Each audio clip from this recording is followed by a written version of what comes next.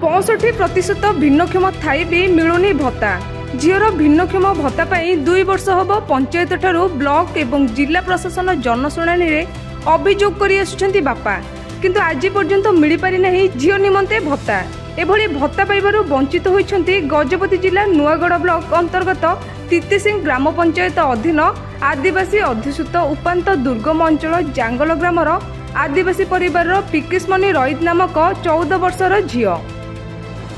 पाठपढ़ा बयस मानसिक एवं विकलांग अवस्था शज्या संघर्ष करुछंती, निजे सेजरू उठी पारुनाहांती। एही भली घरर एक कोणरे बिछଣା उपरे कष्टरे निज जीवन को बिताउछंती। बापा माँ झीर समस्त सेवा शुश्रूषा करि आसुछंती। जन्म परे सुस्थ सबल भावे गाँव में समस्त सहित सांगसाथी खेलकूद कर आसुथिले। पाठ पढ़िबा बयस अर्थात 5 वर्ष हेउ हेउ तांको शरीर में माड़ी बसिला अजणा रोग। झील को विभिन्न स्वास्थ्य केन्द्र नेउथिले, तथापि झीर स्वास्थ्यावस्था सुधार आसिला नहीं। शेष में पिकिस्मणि रईत को 12 वर्ष बयस समय 65% भावे एक मानसिक एवं विकलांग प्रमाणपत्र मिलिथिला। झीर भिन्नक्षम भत्ता पाई 2 वर्ष हम जिलापाल जनशुणाणी अभियोग करिसेंती बापा, तथापि आज पर्यंत भत्ता मिल पारि नहीं। झीर भिन्नक्षम भत्ता निमंते प्रशासन ठारू दाबी करिसेंती बापा प्रताप रईती। 18 वर्ष आज्ञा आउ एबे कायलाई करी 12 वर्ष 13 वर्ष होचंती। आउ किछि कुली बुतरी तार बापा माँ जगुचंती, जणे आका कुली बुतरी जाउचंती। आउ बहुत हरियाण सड़वाकू हो नाही। तार घरे जणे कुलिबाकू गले केते पिला जाको 4टा 5टा अछि पोसई पारबो नांती।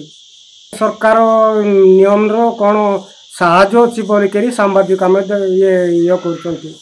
हम गाँ लोक हिसाब रे हम कहूची। मोर नाम अछि प्रताप रईत, ग्राम जंगल तितिसिंह ग्राम पंचायत। सर ए झियो जेते बटू से जरई की बा खाइला की पड़ी सेते बटू आमे आर चिकित्सा बहुत चेष्टा कलु। ये जमती कि सुस्थ सबल हो पार बहुत चेष्टा कलु, किंतु हो पारा ना। तापरे आमे जो चढ़ुचु आमे आमर चढ़ापी बहुत कष्ट मध्य जेहेतु जी खाइला पड़ुची जे जड़े आमे ताकू सबु बेले पाए जगुचु।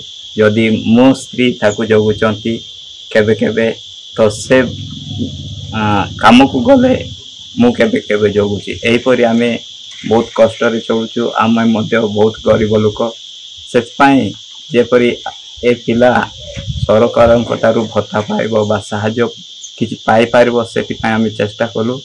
आउ आमे सरकार निकट रे बा जहाँ सरकार नियम अनुसार भत्ता पाइबा पाई अप्लाई कलु। अप्लाई कला उतरे आमे ता पाई गोटे सरकार देइचंती 65% सर्टिफिकेट देइचंती, किंतु ता हेले भी आज पर्यंत से किछि भत्ता पाई पारुन। 2 वर्ष हैला अप्लाई करतिलो। आउ एन जालसिंह रे जेते बेले कैंप हेतिला सेते बेले आमे अप्लाई करतिलो, किंतु आज पर्यंत से भत्ता पाई पारुना। आमे सरकार को तारो हमर अनुरोध कि एई पिला जेपरि भत्ता पाई पारबो, साहाय्य पाई पारबो एवं जेपरि से टंका द्वारा आमे किछि ए पिला पाई किछि आमे साबुन बा कोनोसी जिनिस किनि पारबो सेति पाई हमर सरकार कटारो अनुरोध। गजपति जिला प्रतिनिधि सूर्य पराग छिंचाणी को रिपोर्ट प्रयोग खबर।